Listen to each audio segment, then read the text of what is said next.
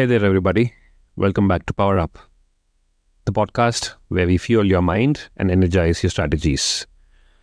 I'm your host, Ganesh, and today we're diving into something that I think you're really going to find valuable.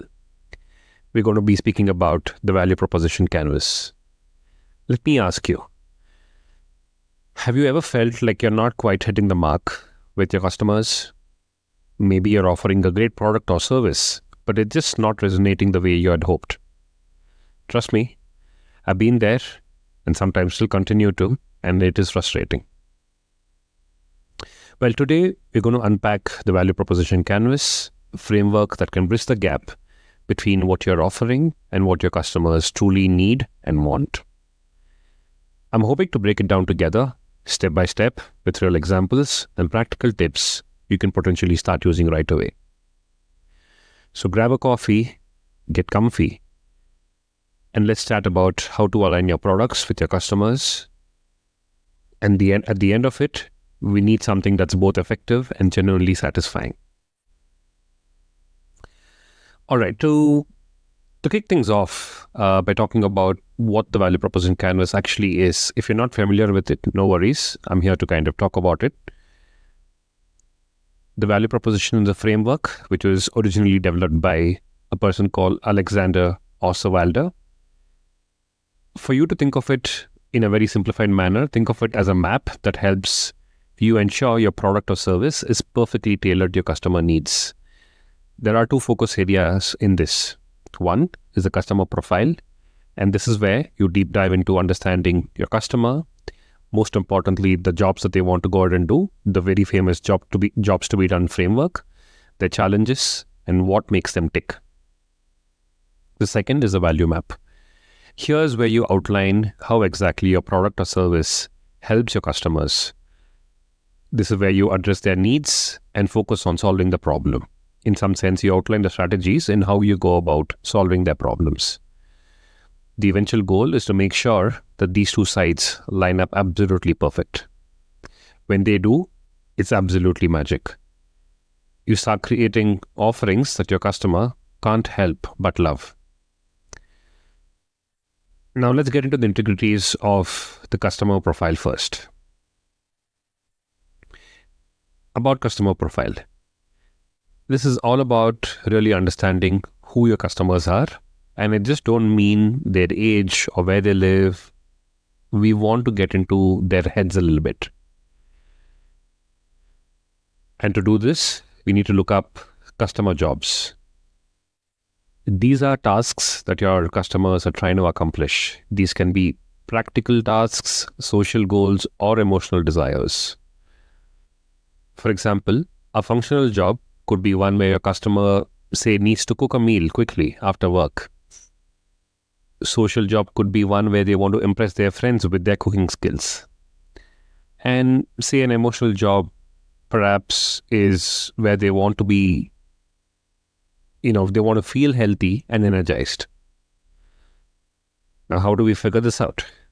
Plain and simple, talk to them, have a real conversation, ask them about their day-to-day affairs and activities.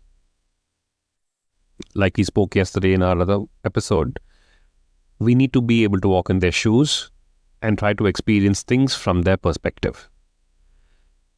Let's kind of visualize this. Let's imagine that you're developing a productivity app for freelancers.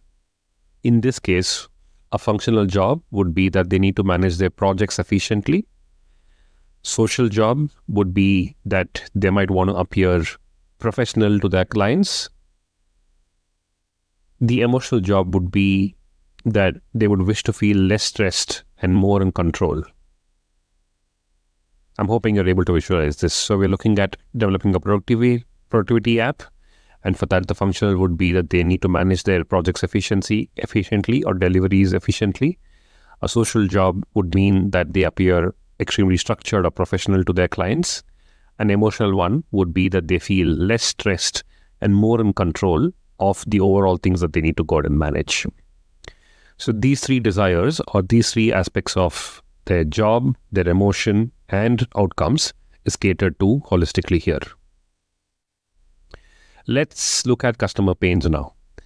These are things that annoy your customers or makes their jobs harder. Example, they might find it time consuming to track their expenses. Maybe they feel overwhelmed by juggling multiple clients.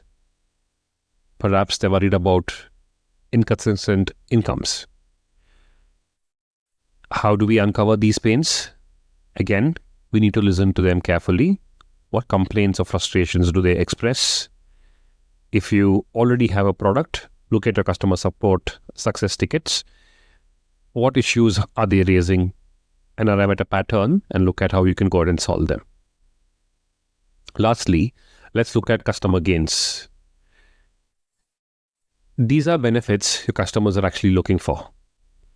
They could be expected gains, they could be desired gains, and unexpected gains. What do I mean by expected gains? These are things the customer would by default want to have. For example, it could be, say, a user-friendly interface. A desired gain would be something like, say, integrations with other platforms or solutions that they might want to use. An unexpected gain in these world could be, in these times rather, could be, say, an AI suggestion that would help them work smarter or more efficiently. Again, to find out how, you can start asking your customers about their goals, wherein you're looking at what would make their lives less difficult or more happier. You can also do this by observing their behaviors. What features do they get generally excited about? Now, if we go back to our freelancer example, they might want an app that simplifies task management. They absolutely love insights on their productivity patterns. And they could also potentially look at automatic invoicing, right? So these are something that you could look for. I'm hoping you're able to visualize how, we're building a picture of our customer. It's like getting to know a new friend. You need to spend time listening and understanding to them. Now that we've got a good handle on who our customer is, let's flip over to the value side. This is where we figure out how our product or service fits into their world. First, list out what you're offering. Again, let's look at the productivity app. What is it that you would want to offer?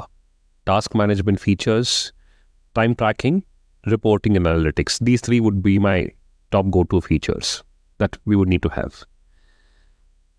Let's look at how our offerings can alleviate the customer pains. Remember, we spoke about pain relievers. This is the section. Let's say if you want to look at customer pains, a pain perhaps could be, again, in the freelancer app, they could be overwhelmed by looking at multiple projects and the target that they would need to accomplish all of this within. To kind of remove this pain or relieve the users of this pain, you could potentially offer a dashboard that organizes projects visually. Imagine something like how a Jira board is or an Asana tracking tool is. The other thing could be difficulty in tracking billable hours. Assuming your freelancer is working on all of these activities and managing projects, you could potentially look at autonomous tracking of the outcome of their activities and the time spent, and look at automatic time tracking that logs hours per client and sends them out an invoice. Let's now look at gain creators. This is very important because this is how you effectively identify the gains that the customers will get after using your solution or your product.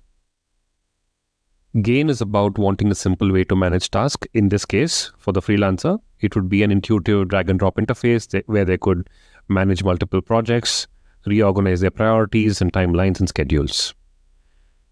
You could also look at productivity insights, where you look at analytics of, what their productivity times are. Like, for example, which is my peak productivity time and which has probably been a lull for me. By matching up what we offer with what the customer needs and wants, We're setting the stage for a great fit. Now that you've gone ahead and looked at customer gains, the pain relievers, and also understood the jobs that they would want to do, you now need to kind of bring it together and align such that everything works out. I mean, this is essentially the crucial part where you're looking at how your value map aligns with your customer profile. And here's how you do it. Prioritize the most important jobs, their pains and gains. I mean, it's important to note that not all customer needs are equal. Focus on the most critical ones. In other words, focus on the ones that matter most to the customers.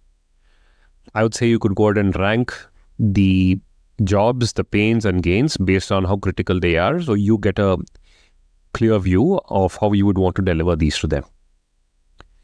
Match them with your offerings. Go through each job, each pain and gain, and see how your product addresses them.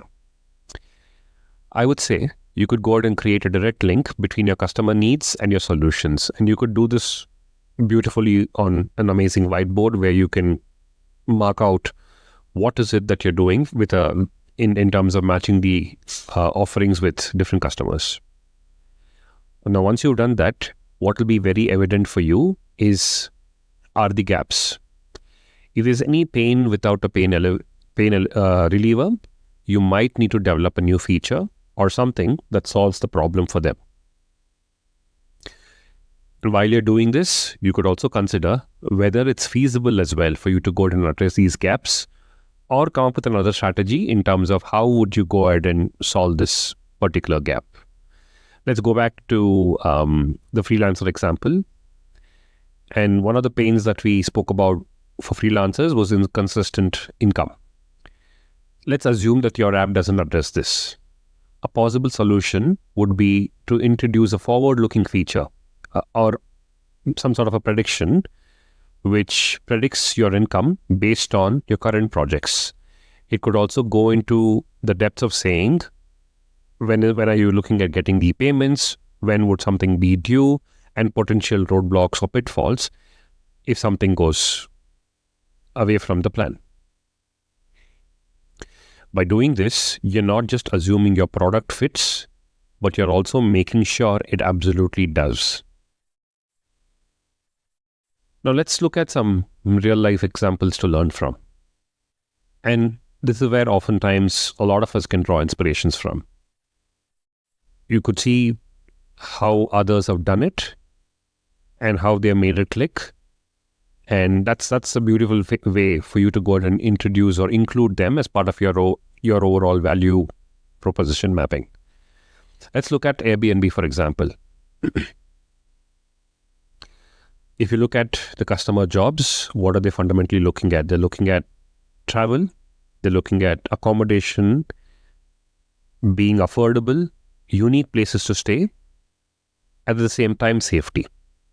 On the other end, from a homeowner point of view or a person willing to let out their homes, is they want to earn extra income. Now look at customer pains. Hotels are expensive and impersonal. There is definitely an issue of safety and trust which needed to be addressed. Look at it from a customer gain point of view now. There is an authentic local experience, and what Airbnb has done is also easy booking process. Now, if you were to just kind of draw out an Airbnb's value map, their pain relievers would be secure payment system, verified profiles. If you look at it from a gain for Airbnb, it would be a wide variety of unique accommodation, user reviews, and a whole lot of feedback. Easy way of visualizing all of this. They matched their offerings perfectly with what their customer needed and wanted. And I think it's a beautiful win for them.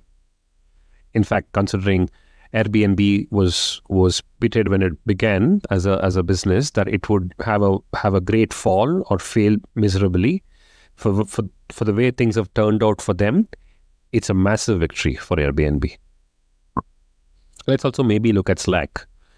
The customer jobs there are user teams or customer teams.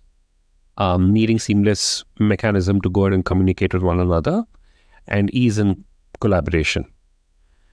What would be your customer pains? It would be that there would be a email overload that would have been there and disconnected tools. If you look at it from a gains point of view for Slack, it introduced streamlined messaging, and it also introduced integration with other apps. So everything is available in one single pane of glass for them. Now, put this together to arrive at a Slack's value map. The pain relievers were organized channel and searchable history. Gain creators would have been, let's say, integrations and customizable notification and easy access to information. I believe Slack took the time to understand their users and built a product that fit like a glove. I really think they've done a fabulous job. When I look at these examples, I find it inspiring to see how aligning with customer needs can lead to such successful products. Now let's bring it all together. You might be thinking, this all sounds great, but how do I actually do this for my own business? Don't worry, I have you covered. Here's how I would do it, and I would recommend you do the same. First and foremost would be to gather your team. Get people from different parts of your business involved. It could be sales, marketing, product, design, whoever else you see fit. The reason for this is different perspectives will give you a more complete picture. I would suggest you utilize a whiteboard or any board for that matter, where you could go ahead and fill out a canvas together. The one tip I would suggest here is you should encourage all your team members and colleagues to be open and encourage all ideas. Here's where you could also potentially look at introducing or including some of your customers, provided you have a great deal of comfort with them. You could also consider introducing or including them in this.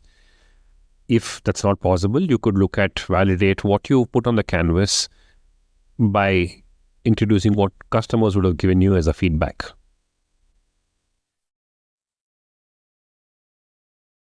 With this, you should look at how you could integrate your strategy. Once you've done this canvas, where you have a view of what are your pain relievers, what are your gains, what is the jobs that the customer has to do, the strategy will come alive, which is you use these insights across these three different columns and use the insights from the canvas to guide your overall product development, marketing messages, and sales tactics.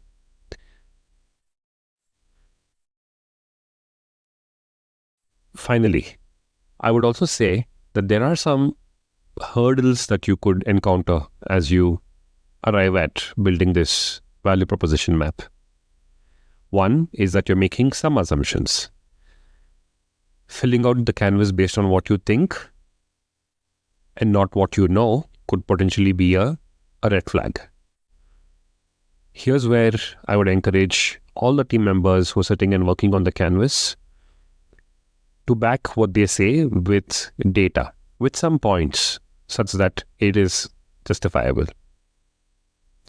We ideally shouldn't be too vague. Not getting specific enough can lead to very generic solutions, and that may not really work with the customers.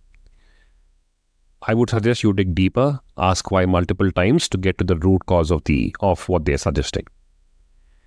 There could be potential resistance to change as well. It's tough to pivot when you've invested time and resources. Let's assume that you've been doing something for years together now, and for whatever reason, there is an instance where you need to shift drastically. There will be a lot of resistance. I think it's very important that as a product company and as a business, you stay flexible and remember that adapting is the key to meeting customers' needs and also potentially your business surviving through tough times. Facing these challenges is normal, but with the right mindset, you can turn them into opportunities. Wow, I think we've covered a lot today. From understanding your customers on a deeper level to aligning how your products can fulfill their needs using value proposition canvas is something that we've spoken of.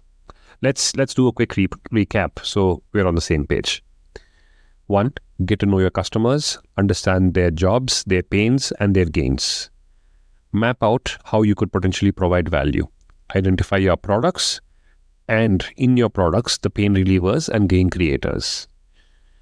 Whenever there's a gap, please make a mention such that you're able to strategize how you could fill in the gaps. I would also encourage that you ensure alignment, which is to make sure every single offering of yours directly addresses your customer needs.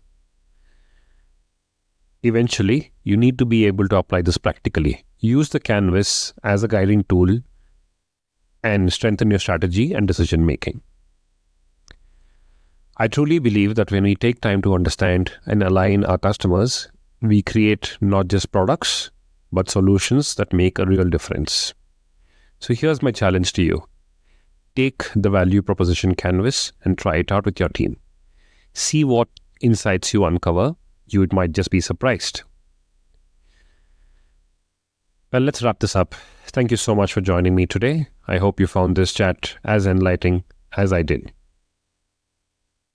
If you enjoyed this episode, don't forget to subscribe to PowerUp, share it with your friends, and leave a comment below. I'd love to hear about your experience with the value proposition canvas or any questions that you might have. Until next time, keep innovating, stay curious, and let's continue to power up our strategies together. Thank you. Take care.